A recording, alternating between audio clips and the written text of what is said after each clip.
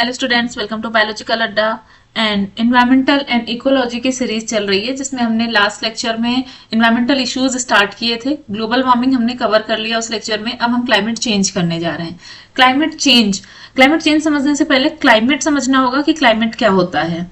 Climate and weather दो चीजें होती हैं, ठीक है। वेदर शॉर्ट टर्म होता है एंड क्लाइमेट लॉन्गर टर्म के लिए लिया जाता है। अराउंड 25 ईयर्स तक किस टाइप का वेदर पैटर्न रहता है किसी जगह पे, उसे एक साथ सम अप करके क्लाइमेट बोलते हैं, ठीक है। और वेदर क्या होता है, चेंज होता रहता है, ठीक है। ईयर बाय ईयर, मतलब ईयर में भी 3 वेदर होते हैं हमारे यहाँ, अगर नॉर्थ इंडिया की बात करें तो वेदर चेंजेबल होता है, शॉर्ट टर्म के लिए होता है, क्लाइमेट लॉन्गर टर्म के लिए होता है और फिक्स पैटर्न होता है उसका। जब उसमें कोई चेंज आता है, यानी लॉन्गर टर्म से जो एक पैटर्न चला आ रहा था उसमें कोई चेंज आने लगता है तो उसे क्लाइमेट चेंज बोला जाता है, ठीक है। Shift in the weather of planet earth and climate system, ठीक है। इसमें क्या क्या इंक्लूड करते हैं क्लाइमेट चेंज में हम? ग्लोबल वार्मिंग, जैसे पहले समर्स इतनी ज्यादा नहीं हार्श होती थी जितनी इस समय अब हार्श समर्स होती हैं, ठीक है। Rising sea level, extinction of species, कुछ स्पीसीज होती हैं जो टेम्परेचर के लिए या पर्टिकुलर किसी क्लाइमेट के लिए अडॉप्टेड होती हैं, बट जब क्लाइमेट चेंज होता है या टेम्परेचर राइज होता है तो वो एक्सटिंक्ट होने लगती हैं, सरवाइव नहीं कर पाती हैं।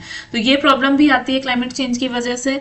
Shift in wild life population, habitat destruction, कुछ हैबिटेट ऐसे हैं जैसे कि मॉसेस, अगर बहुत ज्यादा हीट है या ड्राई वेदर है तो मॉसेस नहीं ग्रो करेंगे वहां पे। मॉसेस नहीं ग्रो करेंगे तो वहां पे और बहुत सारी स्पीसीज नहीं होंगी। हैबिटेट डिस्ट्रक्ट हो गया। Risk of flooding and drought, क्योंकि सी लेवल राइज हो रहा है, जो पानी है, ड्रॉट एंड फ्लड का पैटर्न चेंज हो जाएगा। मींस कहीं पर एक्सेसिव फ्लड होगा तो कहीं पर एक्सेसिव ड्रॉट हो सकता है, ठीक है। तो इन सब प्रॉब्लम्स को मिटिगेट करने के लिए, मैनेज करने के लिए कुछ क्लाइमेट पे कमिटीज बनाई जाती हैं, बहुत सारे समिट्स होते हैं, क्योंकि ये ग्लोबल लेवल का एक एनवायरमेंटल इशू है। तो इससे जो कमिटीज बनती हैं या जो एग्रीमेंट्स होते हैं वो ग्लोबल लेवल। सबसे पहले हम देख लेते हैं intergovernmental Panel on Climate change. ये फॉर्मुलेट करा था यूएन नेशंस यानी यूनाइटेड नेशंस ने एंड वर्ल्ड मेट्रोलॉजिकल ऑर्गेनाइजेशन ने, ठीक है, WMO। इन दोनों ने मिलकर बनाया था Intergovernmental Panel on Climate Change to mitigate the environmental issues like climate change. Okay, next है United Nation Framework Convention on Climate Change. Very important लिखो इसके आगे, ठीक है, बहुत ज्यादा पूछा जाने वाला क्वेश्चन है। अर्थ समिट जो हुई थी 1992 में, वहां पर ये कन्वेंशन साइन किया गया था और उस समय इसे रेटिफाई करा था 197 कंट्रीज ने। एट प्रेजेंट इसमें 198 कंट्रीज हैं, ठीक है। 198 या 197 भी लिख सकते हो, यूनाइटेड नेशंस को मिलाकर 198 होता है, अदरवाइज यूनाइटेड नेशंस के अलावा 197 कंट्रीज हैं। तो फॉर्मुलेटिंग जो था वो यूनाइटेड नेशंस ही है, United Nation Framework Convention on Climate change, ठीक है। इसका करंट अफेयर्स भी देख लेते हैं, क्योंकि सबसे ज्यादा जो क्वेश्चन होता है वो आपका फॉर्म होता है करंट अफेयर्स से। अभी क्या चल रहा है, अभी कौन सा इसका समिट हुआ है, कहाँ हुआ है, किस टाइम से किस टाइम हुआ है, क्या उसके एम्स थे, ये सारे क्वेश्चंस बनते हैं, ठीक है। COP29 हुआ है अभी रिसेंट में, जो हुआ है COP29 हुआ है, कॉन्फ्रेंस ऑफ पार्टीज, ठीक है। ये हुआ है 11 to 24 नवंबर 2024 के बीच में, बाकू अजरबैजान में, ठीक है। इसके बाद देख लेते हैं पेरिस एग्रीमेंट। पेरिस एग्रीमेंट एक एग्रीमेंट है जो कि इसी के अंदर आता है, ठीक है, कॉप के अंदर ही आता है। 21st जब कॉन्फ्रेंस ऑफ पार्टीज हुआ था, जो कि पेरिस में हुआ था, पेरिस एग्रीमेंट है, पेरिस में हुआ था। ज्यादातर इस तरह के एग्रीमेंट के नाम जिस जगह हुआ होता है उस जगह के नाम पे रख दिए जाते हैं, ठीक है। अभी ग्लासगो एग्रीमेंट पढ़ोगे आगे, तो ऐसे ही पेरिस एग्रीमेंट है, पेरिस में हुआ था 21st कॉन्फ्रेंस ऑफ पार्टीज के टाइम पे 2015 में, ठीक है। 2015 में अडॉप्ट किया गया था पेरिस एग्रीमेंट। इसके बाद हम अभी क्योटो प्रोटोकॉल करेंगे। क्योटो प्रोटोकॉल को मर्ज कर दिया गया था पेरिस एग्रीमेंट के साथ में 2015 में ही, लेकिन क्योटो प्रोटोकॉल से भी क्वेश्चंस बनते हैं, इसलिए हम उसे अभी पढ़ेंगे इसमें, ठीक है। इसका एम क्या है, पेरिस एग्रीमेंट का एम क्या है, टू कॉम्बैट क्लाइमेट चेंज को कॉम्बैट करना, एंड जो भी एक्शंस डिसाइड होंगे उनके लिए इनिशिएटिव लेना, ठीक है, fasten the action and initiatives, okay, needed for low carbon emission and sustainable living. 186 countries ने इसे उस समय रेटिफाई किया था, अभी 197 कंट्रीज हैं इसमें। करंट अफेयर्स, फिर इंपॉर्टेंट, अगेन करंट ही हमारे लिए सबसे ज्यादा इंपॉर्टेंट होता है इन्वायरमेंटल इश्यूज में। बाकी इन्वायरमेंटल साइंस से क्वेश्चंस वैसे भी बनते हैं, बट जो करंट होता है वो मोस्ट इंपॉर्टेंट होता है, ठीक है।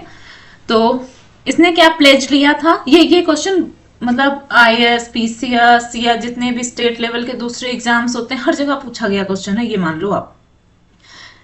एमिशन, जो कार्बन डाइऑक्साइड का एमिशन है वो बाय 2030 एटलीस्ट 55% कम करना है कंपेयर टू 1990, ठीक है। जो आंकड़ा हम लेकर चल रहे हैं वो कब का है, 1990 का आंकड़ा है, ठीक है।